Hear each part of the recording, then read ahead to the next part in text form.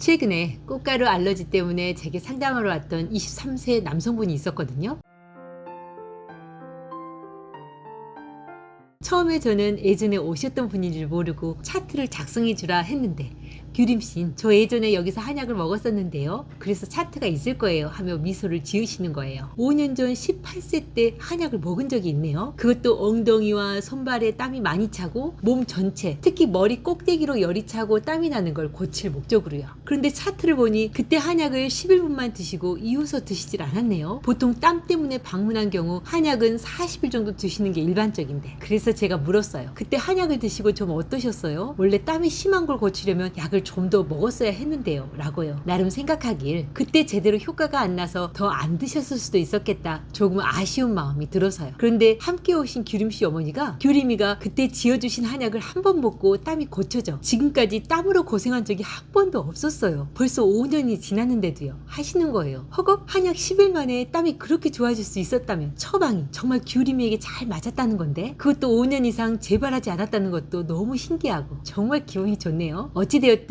그때 처방이 명처방이었다라는 뜻이니 오늘은 기억을 다시 더듬어 그때 처방을 어떻게 하였고 치료 원리는 또 어떠했는지 소개해 드려 볼게요. 앞에서 말씀드렸듯 5년 전 규림이는 18세로 키 169에 몸무게 72kg인 약간 토실해 보이는 체형이었어요. 식사는 하루 2끼를 밥 2~3공기를 거뜬히 먹어치우는 편이고, 대변은 평소엔 보통이지만 기름진 고기를 과식할 땐 풀어진 변이나 설사로 보고요. 전체적으로 규림인 몸 전체가 덥고 열이 잘 차는데, 특히 엉덩이와 손발에 또 머리 꼭대기엔 스팀이 올라오듯 뜨겁고 땀으로 축축한 것 외엔 다른 불편한 증상은 없어요. 약간이긴 하지만 가끔 발에 쥐가 나는 거랑 자고 일어날 때 뒷목과 어깨가 결리는 것, 이런 자잘한 증상은 있고요. 참고로 규림이는 어렸을 땐 빼빼 마른 체형이었대요. 그게 중3 때 발목을 크게 다친 이후 운동량이 급격히 줄면서 서서히 살이 쪄 지금의 체중이 된 거고요. 그래서 제가 물었네요. 혹시 살이 찌면서 땀이 많아진 걸까요? 왜 피부 표층부가 두꺼워져도 속열이 가두어지면서 그럴 수 있거든요. 그 말에 규림이 엄마는 규림이 빼빼할 때도 땀이 많았어요. 그게 고등학생이 되면서 책상에 오래 앉아 있다 보니 엉덩이와 머리 쪽으로 땀이 더 몰리는 것 같고요 하시네요. 아, 그렇다면 꼭 살이 쪄서 땀이 심해진 건 아니라는 거네요. 그럼 어떤 원인으로 규림인 원래도 땀이 많은 체질에서 점차 엉덩이에 손발에 그리고 머리 꼭대기로 열이 차고 땀이 심해지게 된 걸까요? 참고로 규림이 맥박은 오른쪽 72, 왼쪽 75회를 뛰는데 양쪽 모두 긴장감으로 통통 튕기는 느낌이에요. 왼쪽 맥은 오른쪽에 비해 열감이 더 세게 느껴지고요. 혀는 건강한 홍색이 아니라 분홍색을 띠고, 손톱은 몸집에 비해 아주 작고 반올무는 하나 없는 상태로 다 물어 뜯어먹은 모습이고요. 동양의학에서 이러한 맥박은 오장육부증 간의 기혈이 약해져 있고, 이 상태에서 스트레스성 긴장으로 간에 열이 차 있다라는 뜻이거든요. 특히 왼쪽 맥박에 열감이 더 느껴지는 건 간뿐 아니라 심장이나 혈액 속에도 열이 차 있다라는 뜻이고요. 그리고 그렇게 잘 먹는데도 혀가 분홍색인 건 긴장과 스트레스로 간의 혈관이 수축하면서 먹은 음식이 제대로 분해되고 필요한 영양소로 변환되지 못하면서 혈액의 질이 크게 허약해져 있다라는 걸 의미하네요. 손톱에 반홀문이 없다는 건 혈액의 질이 약해진 상태에서 소모하는 에너지는 많아 저장된 체력이 거의 바닥난 상태라는 거고, 손톱이 작고 다 물어 뜯겨져 있다는 건 마음이 여리고 긴장을 잘하는 아이라는 걸 뜻하고요. 그럼 우리 규림이의 다한증이 심해진 이유를 어느 정도 짐작할 수 있겠지요.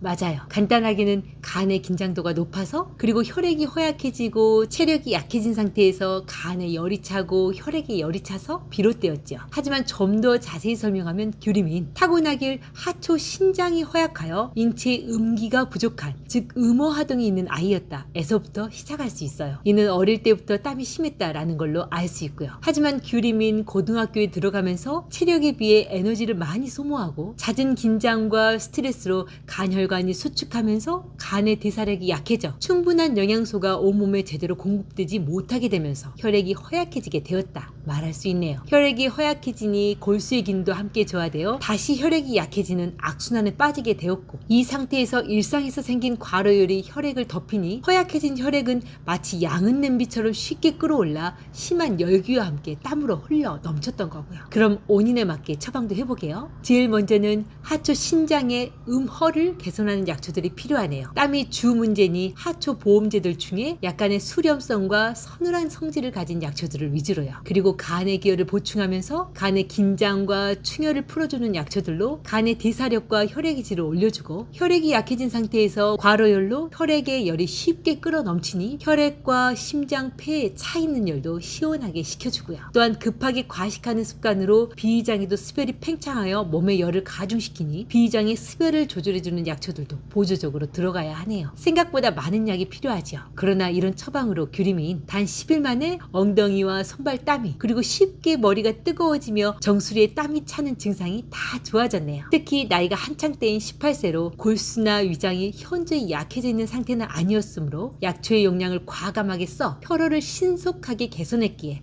혈어와 골수 허약이 악순환에서 빠져나와 지금까지 재발이 없었던 거로 생각되고요. 참고로 규림이처럼 허약하지 않은, 즉 혈어가 심하지 않은 단순 음호화동성, 긴장성 다한증엔 처방이 훨씬 간단해요. 주로 하초 신장의 음기보충제인 육미지황탕에 상초 열감과 간의 열을 식혀주는 자음강화탕을 한약 탕제로 달여 먹으면 되지요. 이때 속열이 심하고 맥의 박동도 강하다면 하초 신장과 뇌에 강한 냉기를 넣어주는 현삼도 쓸 수 있고, 스트레스나 분노가 심하여 화가 치밀어 오르는 경우엔 향부자나 치자, 용담도 추가할 수 있으며, 비위장의 열이 극심하여 식후에 땀을 줄줄 흘리는 사람이라면 석고나 황금, 천화분 등이 꼭 들어가야 하네요. 하지만 무엇보다 체격이 실하고 맥이 강한 사람이라면 약초의 용량을 보통 사람의 1.5에서 2배는 써야 제대로 효과를 볼 수 있어요. 그래서 한약으로 병을 치료할 때는 사실 병의 원인을 밝혀내는 것뿐 아니라 적절한 약초를 선별하여 약초의 용량도 어떨 땐 섬세하게, 또 어떨 땐 과감하게, 마치 칼로 조각상을 다듬듯 날을 세워야 하지요. 그렇게 조각칼의 작업이 섬세하고 정밀할수록 때론 과감하게 불필요한 부분을 제대로 쳐내어 조각상의 완성도를 높이듯, 약의 선별과 용량이 환자에 맞게 정확하고 적절할수록 단 며칠 만의 한약으로도 현재 증상뿐 아니라 몇 년이 지나도 재발이 안 되는 명처방을 만들어낼 수 있고요. 오늘은 원래도 신장이 허약하게 타고난 체질에서 스트레스성 긴장과 가로가 가중되어 체력과 혈액의 질이 약해지고, 여기에 일상의 과로열로 혈액이 쉽게 끌어올라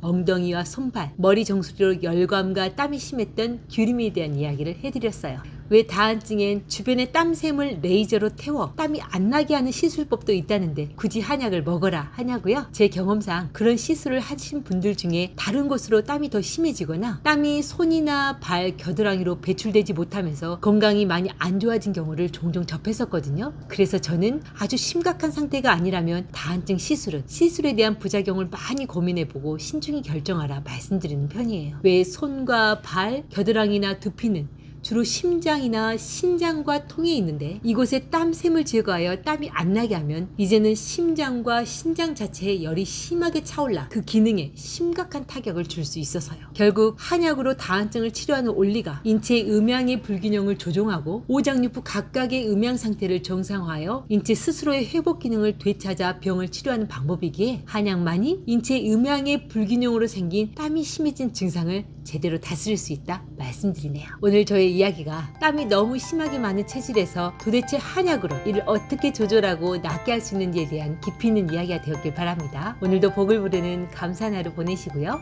그럼 다음 시간에 다시 만나요.